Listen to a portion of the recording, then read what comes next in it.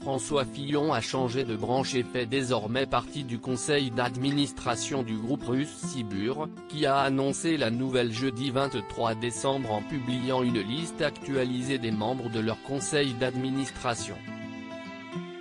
Aux manettes du géant de la pétrochimie se trouve une des plus grandes fortunes de la Russie, ainsi qu'un proche de Vladimir Poutine, nommé Gennady Timchenko. L'ancien candidat aux élections présidentielles n'est né pas à son premier conseil d'administration.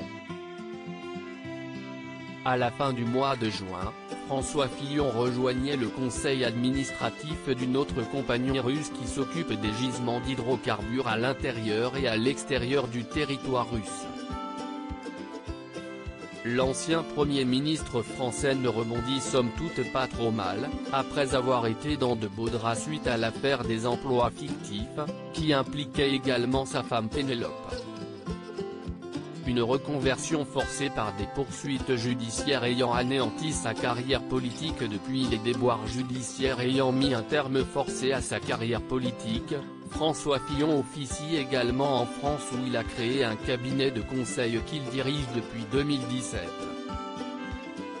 Durant la même année, alors que François Fillon était en lice pour remporter le premier tour des élections présidentielles, sa campagne avait été éteinte par une fracassante révélation.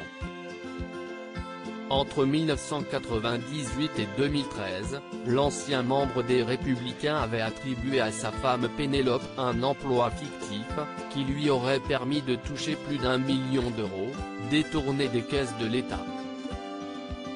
En 2020, François Fillon a été reconnu coupable, et condamné à 3 peines, 5 ans de prison dont 2 années fermes, 375 000 euros d'amende, et une inéligibilité de 10 ans. Son épouse a été condamnée à 3 ans de prison avec sursis, 375 000 euros d'amende, et 2 ans d'inéligibilité. Les époux ont fait appel de leur condamnation. Leur jugement en appel s'est tenu le 14 novembre dernier. Loading Budget.